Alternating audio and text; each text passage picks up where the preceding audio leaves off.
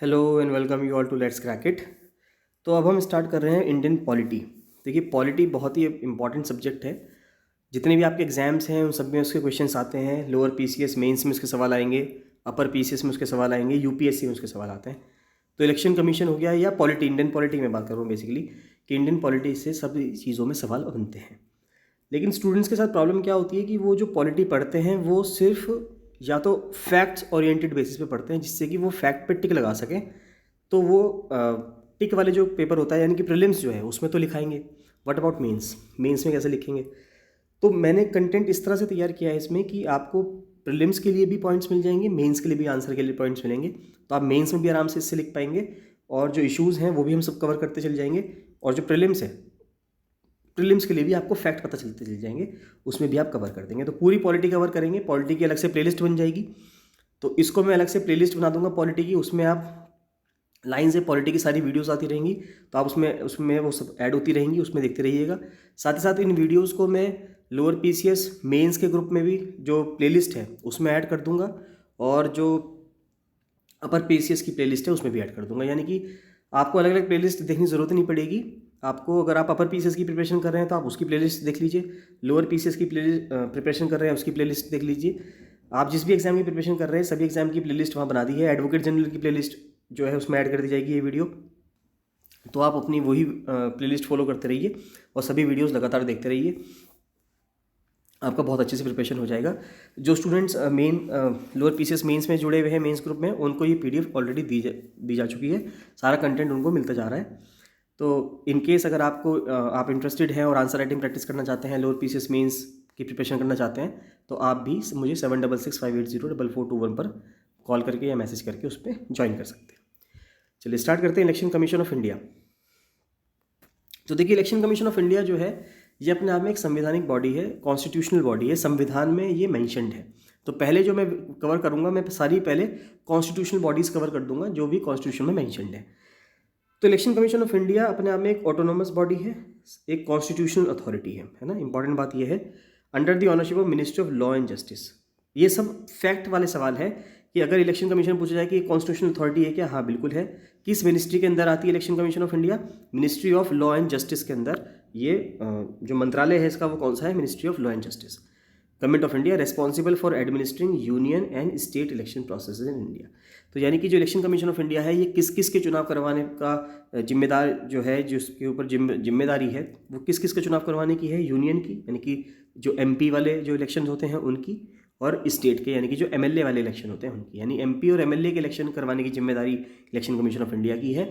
अगर हम बात करें जाए नगर निगम की या नगर पंचायतों की या ग्राम पंचायतों के चुनाव की, उसकी जिम्मेदारी इलेक्शन कमीशन ऑफ इंडिया की नहीं होती। हर राज्य का अपना एक स्टेट इलेक्शन कमीशन होता है, वो भी पढ़ेंगे हम डिटेल में। तो स्टेट इलेक्शन कमीशन होता है, उसकी जिम्मेदारी होती है राज्यों का चुनाव करवाने की। राज्यों का चुनाव नहीं, राज्यों में जो ग्राम सभा या जिला, जो ग्राम पंचायत हो गई, नगर पंचायत हो गई, नगर निगम हो गए, उनमें जो चुनाव होते हैं। The body administers election. अब ये किस किस के इलेक्शन करवाती है? लोकसभा के इलेक्शन करवाती है, राज्यसभा के इलेक्शन करवाती है, राज्यों की जो स्टेट लेजिस्लेटिव असेंबलीज हैं यानी कि विधानसभा हैं जितने भी अलग अलग राज्यों में भारत के, उनमें करवाती है, प्रेसिडेंट के ऑफिस का चुनाव करवाती है, और वाइस प्रेसिडेंट के ऑफिस का चुनाव करवाती है।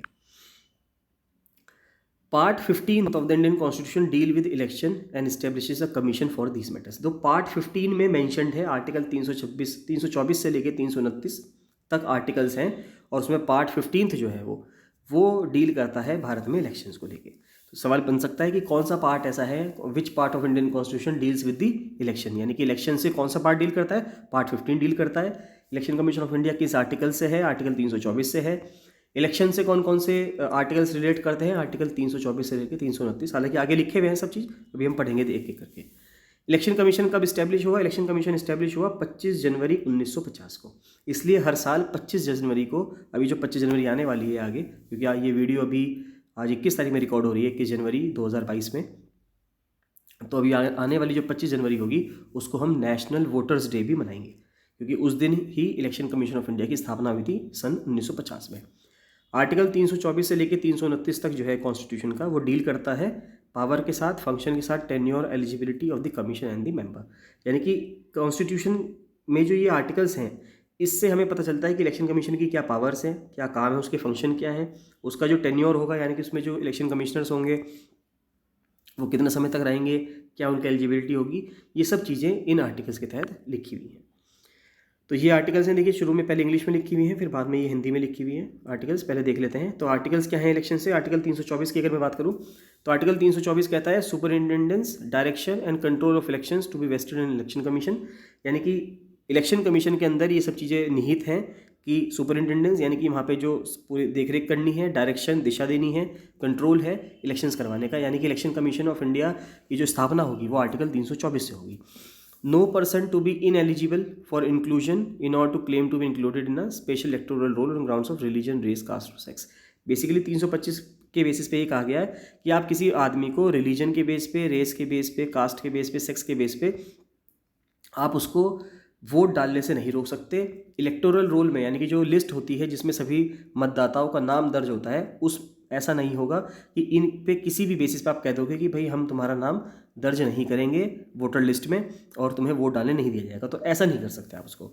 326 कहता है, ये बहुत इंपॉर्टेंट है, अगर आपसे पूछा जाए कि क्या हमको जो वोट डालने का हक मिलता है, क्या ऐसा कोई चीज़ कॉन्स्टिट्यूशन में मेंशन्ड है वोट डालने का हक के लिए?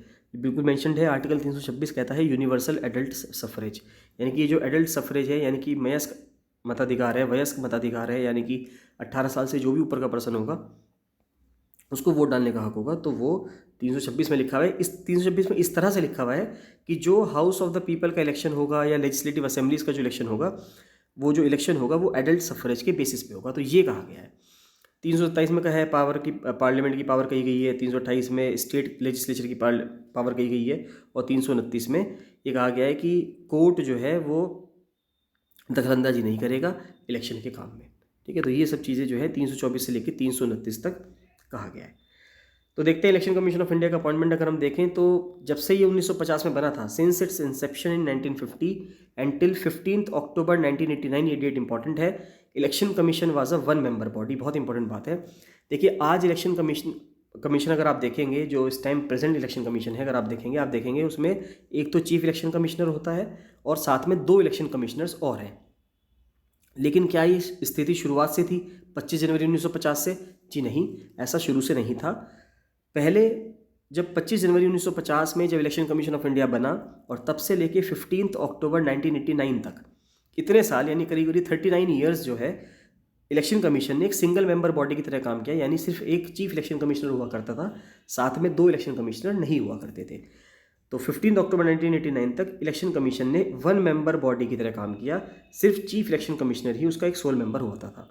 अब लेकिन क्या होता है, 16 अक्टूबर 1989 को कॉन्स्टिट्यूशन में 61st कॉन्स्टिट्यूशनल अमेंडमेंट किया गया था 1989 में या 1988 में, तो वो इफेक्ट में आ जाता है 1989 में। 61st है ना, 61वां संविधान संशोधन किया गया। उसमें क्या कहा गया, उसमें ये कहा गया कि वोट डालने की जो एज है वो 21 साल से घटाकर 18 साल कर दी जाती है। जब 21 साल से घटाकर 18 साल वोट डालने की उम्र कर दी गई, तो अब इससे क्या हुआ कि इन 3 साल की जो एज का डिफरेंस आया, इससे भारत की बहुत ज़्यादा जनसंख्या ऐसी थी जो वोट डालने के लिए लायक बन गई। जब एज 21 से घटाकर 18 कर दी, यानी कि 18 साल के बच्चा भी अब या 18 साल का व्यक्ति भी अब जब वोट डाल सकता है, तो यानी बहुत सारे लोग ऐसे जुड़ गए जो वोट डालने लायक हो गए। तो अब इससे क्या हुआ, इलेक्शन कमीशन का काम बढ़ गया, क्योंकि उसको इन सभी लोगों को क्या करना था, इन सभी लोगों को अब वोटिंग आईडी देनी थी, इनके नाम दर्ज करवाने थे, इनकी कॉन्स्टिट्यूएंसीज़ में सर्वे करवाना था, यानी कि इलेक्शन कमीशन का बहुत सारा काम बढ़ गया। तो अकेला इलेक्शन कमिश्नर जो चीफ इलेक्शन कमिश्नर है वो अकेला इस सब काम को नहीं कर पाता। इस वजह से प्रेसिडेंट ने उस टाइम पे 2 इलेक्शन कमिश्नर्स को और अपॉइंट किया। तो 16 अक्टूबर 1989 को voting age was changed from 21 to 18 साल, तो 21 से 18 साल कर दी गई। अमेंडमेंट अगर सवाल पूछा जाए कि कौन सा अमेंडमेंट हुआ था, वो 61st अमेंडमेंट हुआ था। ठीक है सर, 61वां संविधान संशोधन हुआ था।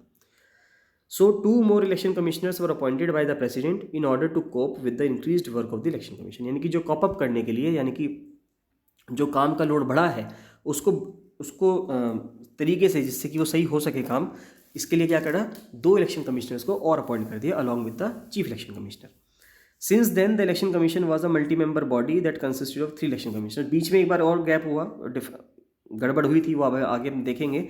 तब से लेकिन अब तक अगर आप देखेंगे तो 3 मेंबर बॉडी की तरह इलेक्शन कमीशन काम कर रहा है। लेकिन कुछ टाइम बाद 1989 में अपॉइंट किया जैसे 16 अक्टूबर को, और 1990 की जनवरी महीने में ही वापस से उसको एक सिंगल मेंबर बॉडी बना दिया गया। उस टाइम पे जो सरकार थी उसने 2 इलेक्शन कमिश्नर्स को वापस हटा दिया, लेकिन वापस 92-93 में वापस से अपॉइंट किया जाता है 93 में इलेक्शन कमिश्नर्स 2 और तब से लेके और अब तक तो वापस से 3 इलेक्शन कमिश्नर्स ही हैं, जिसमें से एक चीफ इलेक्शन कमिश्नर होता है और 2 इलेक्शन कमिश्नर्स होते हैं।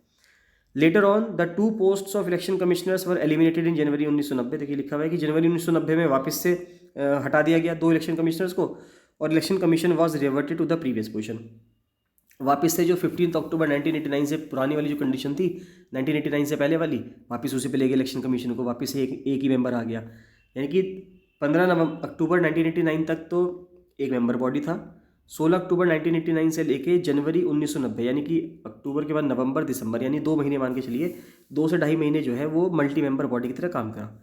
उसके बाद वापस से फिर उसको क्या कर दिया गया, 1 मेंबर बॉडी बना दिया गया जैसे वो पहले हुआ करता था। इसको वापस से चेंज किया गया अक्टूबर 1993 में, और अक्टूबर 1993 से लेके और आज 2022 आ गया है, अभी भी अब जो है 3 ही मेंबर हैं परमानेंट, उसमें एक चीफ इलेक्शन कमिश्नर होता है और 2 साथ में इलेक्शन कमिश्नर्स होते हैं। Since then the election commission functions as a multi member body comprising of 3 commissioners. The chief and the 2 other election commissioners have the same powers, emoluments including salary which are the same as a supreme court जज। तो जो chief election commissioner है और जो दूसरे election commissioners हैं सबकी power same है, ठीक है, सबकी पावर सेम है, बस एक को चीफ इलेक्शन कमिश्नर कह दिया गया, ये 2 बाकी इलेक्शन कमिश्नर्स हैं। पावर सबकी सेम है, सैलरी सेम है, हर चीज़ इमोल्यूमेंट्स जो उनको मिलते हैं सब चीज़ सेम है, और जो उनको सैलरी वगैरह मिलती है वो कैसी मिलती है, वो सुप्रीम कोर्ट की जज जितनी मिलती है। सुप्रीम कोर्ट की जज की सैलरी कितनी है, आप मुझे कमेंट सेक्शन में कमेंट करके बताएंगे कि सुप्रीम कोर्ट की जज को सैलरी कितनी मिलती है, 2.5 लाख रुपये मिलती है या 3 लाख रुपये मिलती है पर मंथ के हिसाब से, तो ये आप मुझे कमेंट सेक्शन में कमेंट करके बताएंगे। In case of difference of opinion among the chief election commissioner and or 2 other election commissioners, the matter is decided by the commission by a majority। अब मान लेते हैं चीफ इलेक्शन कमिश्नर है एक और साथ में 2 जो हैं वो इलेक्शन कमिश्नर्स हैं, यानी कि इनसे एक तरह से आप कह सकते हो जूनियर, कह सकते हैं हम जूनियर, बाकी पावर सब सेम है, कोई जूनियर नहीं है। अब इन तीनों में मान लेते हैं किसी बात को लेके मतभेद हो जाता है, यानी कि तीनों जो है किसी बात पे एक तरह से सेम चीज़ से नहीं पहुंच पाते, तो इनके बीच में क्या होगा, मेजॉरिटी जो कहेगी, यानी कि 2 लोग जिसको कह देंगे वो बात जो है वो मानी जाएगी। अगर कमीशन का स्ट्रक्चर देखा जाए तो ओरिजिनली कमीशन में एक इलेक्शन कमिश्नर था, हमने देख लिया, और लेकिन जो इलेक्शन कमिश्नर अमेंडमेंट एक्ट हुआ 1989 के बाद, election commissioner amendment act important है कि पूछ लिया जाएगा, अगर आपसे क्रोनोलॉजी में लगाने के लिए दे दिया जाए 4 या 5 एक्ट दे दे और एक पूछ ले इलेक्शन कमिश्नर अमेंडमेंट एक्ट 1989 ही लिखेंगे वो, फिर इलेक्शन कमिश्नर अमेंडमेंट एक्ट, तो ये कब हुआ था, ये आपको ध्यान होना चाहिए, 1989 में हुआ था। तो उसको एक मल्टी मेंबर बॉडी बना दिया गया, यानी कि 61st कॉन्स्टिट्यूशन अमेंडमेंट तो हुआ ही, उसके साथ साथ एक कानून भी पास किया गया। वो कानून क्या था, इलेक्शन कमिश्नर अमेंडमेंट एक्ट 1989। तो 2 चीज़ें हुई, 61st अमेंडमेंट भी हुआ और ये भी हुआ। कमीशन में अब एक चीफ इलेक्शन कमिश्नर है, 2 इलेक्शन कमिश्नर्स हैं, यानी कि 3 मेंबर की बॉडी है। कमीशन इस्टेब्लिश किया गया था 1950 में, ये हमने देख लिया, और उस टाइम पे एक ही इलेक्शन कमिश्नर हुआ करता था, चीफ इलेक्शन कमिश्नर। 2 जो एडिशनल कमिश्नर अपॉइंट किए गए वो पहली बार किए गए 16 अक्टूबर 1989 को, क्योंकि 1989 में जनरल इलेक्शन होने थे और उम्र घटाकर 21 से 18 साल कर दी गई थी। इसको लेकिन वापस 1 जनवरी 1990 को ख़त्म कर दिया गया, 2 महीने में, 1.5 महीने में और वापस फिर 93 में इसको वापस से अपॉइंट किया गया। Election commissioner amendment act 1989 was adopted on 1 जनवरी, 1 जनवरी को अडॉप्ट किया गया, जिसने कमीशन को मल्टी मेंबर बॉडी बना दिया। 3 member commission has been operation since then. Secretariat जो है कमीशन का वो नई दिल्ली में है। स्टेट में अगर देखा जाए, स्टेट लेवल पर जो इलेक्शन कमीशन होता है वो चीफ इलेक्टोरल ऑफिसर उसकी हेल्प करता है इलेक्शन कमीशन की, जो एक IAS रैंक का ऑफिसर होता है। प्रेसिडेंट जो है वो चीफ इलेक्शन कमिश्नर को और इलेक्शन कमिश्नर्स को अपॉइंट करते हैं। सवाल पूछा जा सकता है, प्रीलिम्स का सवाल है कि who appoints the chief election commissioner या election commissioners, the president of India. तो भारत के जो राष्ट्रपति हैं वो इनको अपॉइंट करते हैं। अगर आप देखेंगे तो जितने भी इंपॉर्टेंट अपॉइंटमेंट्स हैं ज़्यादातर वो प्रेसिडेंट ही करते हैं। टेन्योर की अगर बात की जाए, चीफ इलेक्शन कमिश्नर का या इलेक्शन कमिश्नर का टेन्योर कितना है, वो है 6 साल का या 65 साल, आपकी उम्र जो भी पहले हो जाए, यानी कि 6 साल का टेन्योर आपका पूरा हो जाए या 65 साल की उम्र आपकी पहले हो जाए, जो भी आपकी पहली हो जाएगी तब तक का आपका टेन्योर रहेगा। They enjoy the same status and receive salary perks as available to the जजेस of the Supreme Court of India. तो भारत के जजेस को, सुप्रीम कोर्ट के जजेस को जितनी सैलरी मिलती है, 2.5 लाख मिलती है, 3 लाख मिलती है, आप मुझे कॉमेंट सेक्शन में बताएंगे जितनी उनको सैलरी वगैरह मिलती है, पर्क्स मिलते हैं, जो भी फैसिलिटीज़ मिलती हैं, वही सेम इलेक्शन कमीशन को भी, इलेक्शन कमीशन में इलेक्शन कमिश्नर्स और चीफ इलेक्शन कमिश्नर को भी मिलती है। Chief election commissioner can be removed from office only through a process of removal similar to that of a supreme court जज for by parliament. जिस तरह से सुप्रीम कोर्ट के जज को हटाने की प्रक्रिया है, पार्लियामेंट में एक बिल ला के वोटिंग करवा के जो सुप्रीम कोर्ट के जज को हटाने का तरीका है, सेम उसी तरीके से चीफ इलेक्शन कमिश्नर को भी हटाने का तरीका या इलेक्शन कमिश्नर को हटाने का तरीका भी यही है। ऐसा नहीं हो सकता कि अगर प्रेसिडेंट, क्योंकि प्रेसिडेंट अपॉइंट कर रहे हैं अगर चीफ इलेक्शन कमिश्नर को, तो प्रेसिडेंट ही उनको हटा देंगे, ऐसा नहीं हो सकता। यानी प्रेसिडेंट उनको अपॉइंट तो कर सकते हैं, हटा नहीं सकते। हटाने के लिए पार्लियामेंट से एक बिल पास करवाना पड़ेगा। Though the constitution has sought to safeguard and ensure the independence and impartiality of the election commission, कुछ फ्लॉज भी हैं। इलेक्शन कमीशन पे काम किया गया है। देखिए, इलेक्शन कमीशन ने काफ़ी हेल्प की है, कॉन्स्टिट्यूशन ने भी काफ़ी मदद की, इलेक्शन कमीशन की काफ़ी पावर्स दी उसको, लेकिन उसमें भी फिर भी उसमें कुछ कमियां हैं। क्या कमियां हैं? पहली बात तो, पहली कमी हम देखें, अगर हम फर्स्ट देखें, constitution has not prescribe the qualification of the members of the election commission. यानी कि इलेक्शन कमीशन में कौन इलेक्शन कमिश्नर बनेगा। जैसे प्रेजेंट में election commissioner, chief election commissioner आप देखोगे सुशील चंद्रा जी हैं। तो जो सुशील चंद्रा जी हैं, उनकी क्या क्वालिफिकेशन, यानी किसी पर्सन की जो इस टाइम पे चीफ इलेक्शन कमिश्नर बनेंगे उसकी क्या क्वालिफिकेशन होनी चाहिए, ये संविधान में नहीं लिखा हुआ। यानी कि लीगल क्या होना चाहिए, एजुकेशनल के हिसाब से क्या होना चाहिए, एडमिनिस्ट्रेटिव, जुडिशियल, क्या उसकी क्वालिफिकेशन होनी चाहिए, ये संविधान में नहीं कही गई। The constitution has not specified the term of the members of the election commission. यानी कितनी बार वो बन सकते हैं, बार बार बन सकते हैं, क्या रीअपॉइंट करा जा सकता है क्या उनको, इसके बारे में कुछ नहीं कहा गया। Constitution has not debarred the retiring election commissioners from any further appointment by the government. और एक बहुत बड़ा फ्लॉ ये है, थर्ड फ्लॉ, दूसरा हमने पढ़ लिया, कि अगर कोई इलेक्शन कमिश्नर रिटायर हो रहा है तो अब उसके ऊपर आगे वो कोई काम नहीं कर सकता, ये डिबारमेंट, ये उस पर रोक नहीं लगाई गई है ना। जिस तरह से सुप्रीम कोर्ट के जजेस के ऊपर ये रोक लगाई हुई है कि सुप्रीम कोर्ट के जजेस एक बार रिटायर होंगे तो वो कोई और काम नहीं कर सकते, है ना। हालांकि वो कुछ है कि जैसे NHRC के वो बन सकते हैं कि NHRC में चले जाएंगे, ह्यूमन राइट्स कमीशन में, ठीक है, बाकी और वैसे कोई वर्क नहीं कर सकते। लाइकवाइज इलेक्शन कमीशन के ऊपर ऐसा कोई नहीं है। अगर इलेक्शन कमिश्नर रिटायर होते हैं तो वो कुछ भी ल्यूक्रेटिव वर्क अगर चाहें तो वो भी ले सकते हैं। तो इससे क्या होगा, इससे एक जो इम्पार्शियलिटी है ना, वो कहीं ना कहीं उस पर शक बैठता है कि हो सकता है कि वो फेवर करें किसी उस पार्टी का, जो पार्टी या कोई पर्सन ये कहते हैं उनको कि जब आप रिटायर होंगे तो पोस्ट रिटायरमेंट बेनिफिट्स देने के लिए, है ना, कि अगर उसको प्रॉमिस कर दें कि हम आपको पोस्ट रिटायरमेंट बेनिफिट्स देंगे और आप हमारा पोस्ट पे रहते हुए, इलेक्शन कमिश्नर रहते हुए हमारी मदद कर दो, तो हो सकता है वो कर दें, है ना। तो अब इन सब चीज़ों के लिए कॉन्स्टिट्यूशन में अमेंडमेंट कर देना चाहिए या इलेक्शन कमीशन के ऊपर कोई एक्ट आना चाहिए जिससे कि इन कमियों को ख़त्म किया जा सके।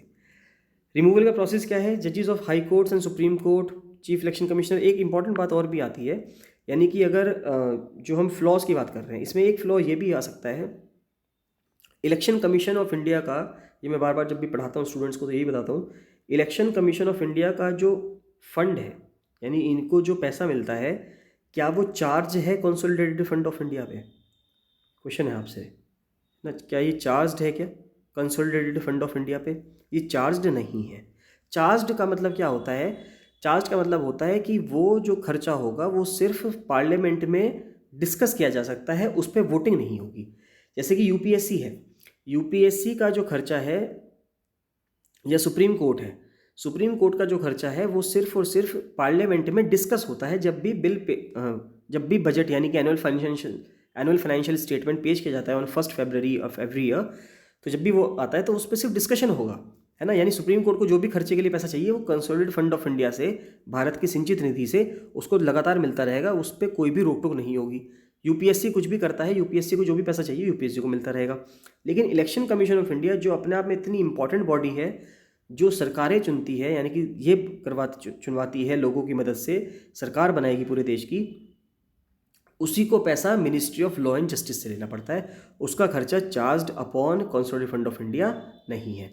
तो इससे कहीं ना कहीं इलेक्शन कमीशन ऑफ इंडिया की जो स्वतंत्रता है, जो इंडिपेंडेंसी है, उसमें कहीं ना कहीं दिक्कत आ सकती है। तो एक यहाँ पे अगर जब भी आप मेंस का आंसर लिखें और ये पूछें आपसे कि इलेक्शन कमीशन ऑफ इंडिया की एफिशिएंसी को बढ़ाने के लिए क्या करना चाहिए, तो आप उसमें ये पॉइंट लिख सकते हैं कि इलेक्शन कमीशन ऑफ इंडिया की एफिशिएंसी को बढ़ाने के लिए उसका जो खर्चा है, उसका जो एक्सपेंडिचर है, वो charged upon consolidated fund of India कर देना चाहिए, जिससे कि उसकी इंडिपेंडेंसी और ज़्यादा बढ़ जाए उसकी। तो प्रोसेस ऑफ रिमूवल देखें तो जजेस of high courts and Supreme Court और chief election commissioner CAG may be removed from office through a motion adopted by parliament on grounds of proven misbehaviour और इनकैपेसिटी। तो प्रूवन मिसबिहेवियर और incapacity के basis पे ही जो बड़े बड़े लोग हैं, जैसे कि हाई कोर्ट के जज हो गए, सुप्रीम कोर्ट के जज हो गए, चीफ इलेक्शन कमिश्नर हो गया, CAG हो गया, इनको आप तभी हटा सकते हैं अगर आप वहाँ पे दो तरह से ग्राउंड्स बेसिस पे बात करो। या तो प्रूवन मिसबिहेवियर का मतलब यहाँ पे है कि मान लेते हैं कोई सरकारी कॉन्ट्रैक्ट है, अगर आपने उसमें इंटरेस्ट शो कर दिया कि भाई मैं कॉन्ट्रैक्ट ले लेता हूँ, मान लेते हैं जैसे सेंट्रल विस्टा बन रहा है इस टाइम पे, सेंट्रल पार्लियामेंट बन रही है दिल्ली में, और वहाँ पे जो पार्लियामेंट का जो प्रोजेक्ट है, मान लेते हैं आप चीफ इलेक्शन कमिश्नर हैं फॉर एग्जाम्पल, और उस चीफ इलेक्शन कमिश्नर ने अपनी कोई कंपनी खोल रखी है और उस कंपनी के थ्रू उसने क्या कर लिया, उसका कॉन्ट्रैक्ट ले लिया। तो ये क्या हुआ, ये आपने प्रूवन मिसबिहेवियर कर दिया, या इनकैपेसिटी यानी कि आपकी कैपेसिटी नहीं है ना। तो ये कॉन्स्टिट्यूशनल वर्ड्स हैं, संविधान में मेंशन शब्द हैं, इन्हीं बेसिस पे हम क्या कर सकते हैं, उनके खिलाफ एक मोशन ला सकते हैं कि ये पर्सन जो है इनको हमें हटाना है।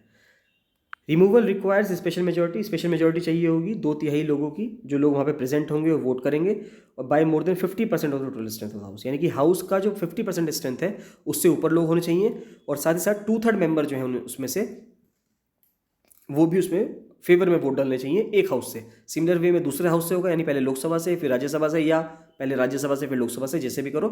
जब दोनों हाउस पास कर देंगे फिर प्रेसिडेंट उस पर साइन कर देंगे, उनको रिमूव कर दिया जाएगा।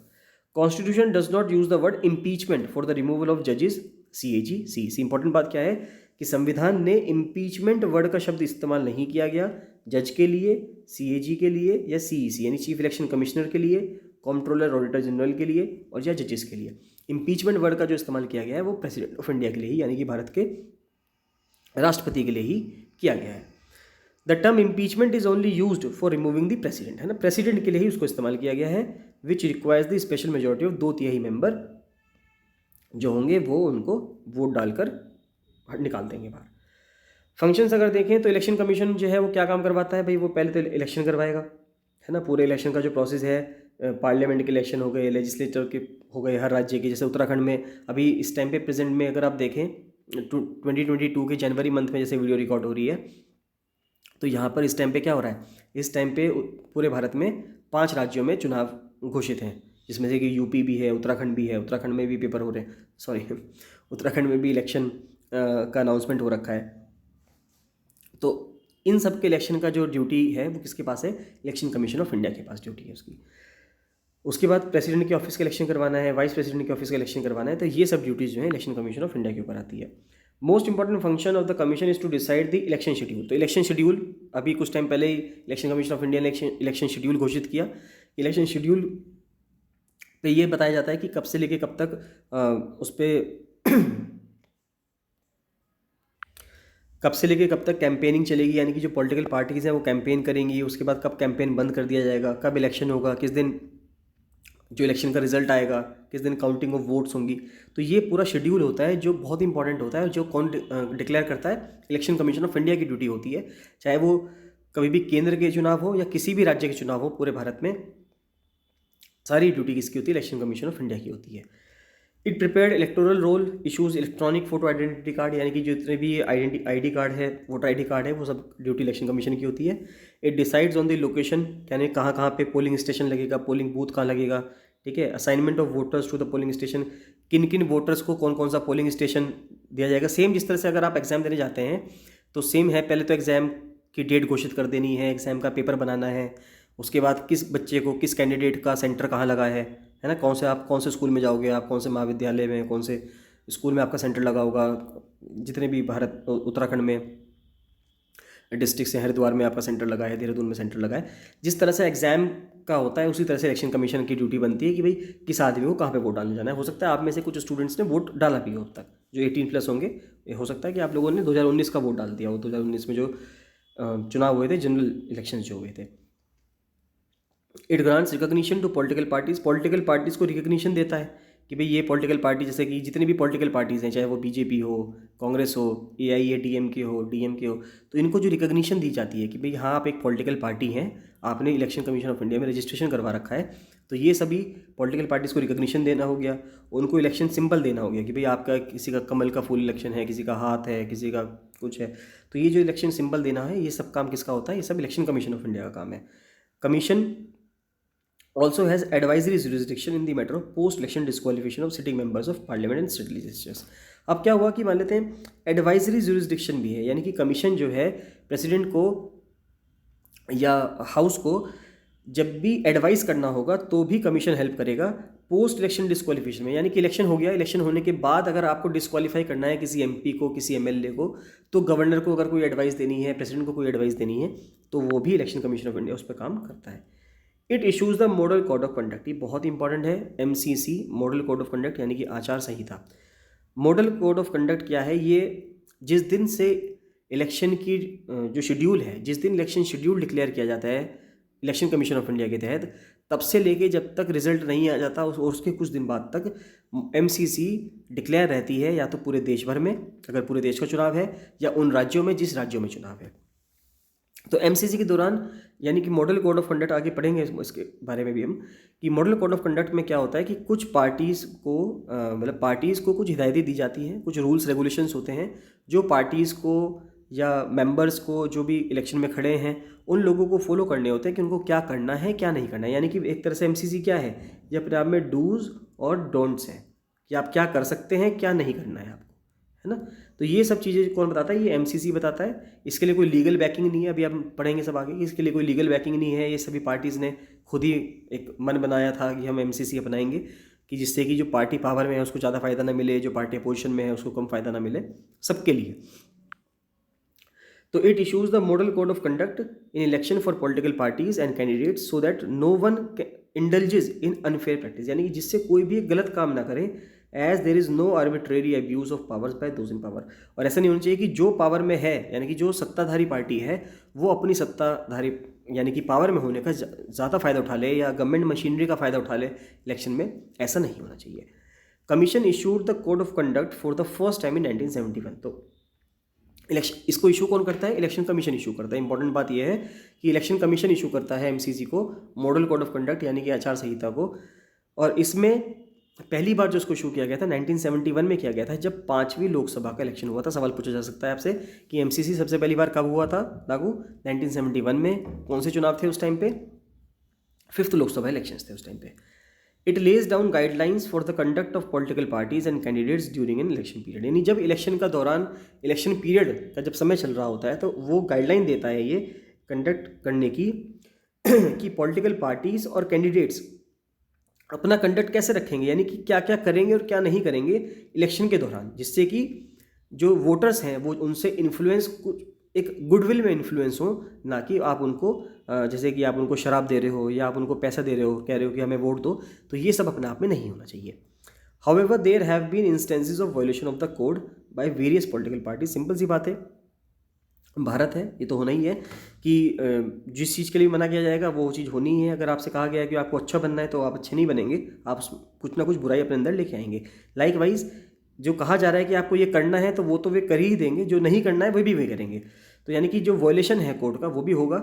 Being received for misuse of official machinery by the candidates, तो देखा जाता है कई बार कि जो ऑफिशियल मशीनरी यानी कि जो सरकार पावर में है वो कभी कभी ऑफिशियल मशीनरी का इस्तेमाल कर लेती है और चुनाव में ज़्यादा फ़ायदा लेती है। चलिए नेक्स्ट, काफ़ी ज़्यादा हो जाएगा, नेक्स्ट वीडियो में कवर करेंगे आगे से। और कुछ देखिए 15 पेजेस की अराउंड ये PDF होगी, तो एक वीडियो और लगेगी। एक वीडियो में ये जो है आपका पूरा तैयार हो जाएगा इलेक्शन कमीशन। इसमें और भी जो चीज़ें हैं जैसे रिप्रेजेंटेशन ऑफ पीपल एक्ट है, उसके लिए भी कंटेंट तैयार होगा और उसकी भी ऊपर वीडियोज़ आएंगी। रिप्रेजेंटेशन ऑफ पीपल एक्ट 1950 वाला एक्ट था, 1951 का एक्ट था, है ना। तो ये सब चीज़ें इसमें कवर करते चलेंगे। आपको बहुत ही कॉम्प्रिहेंसिव कंटेंट मिलेगा आपको यहाँ पे, जिससे कि आपकी बहुत अच्छे से प्रिपरेशन हो सके। आप इसमें नोट्स बनाते रहिए। आपको जो भी डाउट्स आएंगे आप मुझे कमेंट सेक्शन में पूछ लीजिएगा।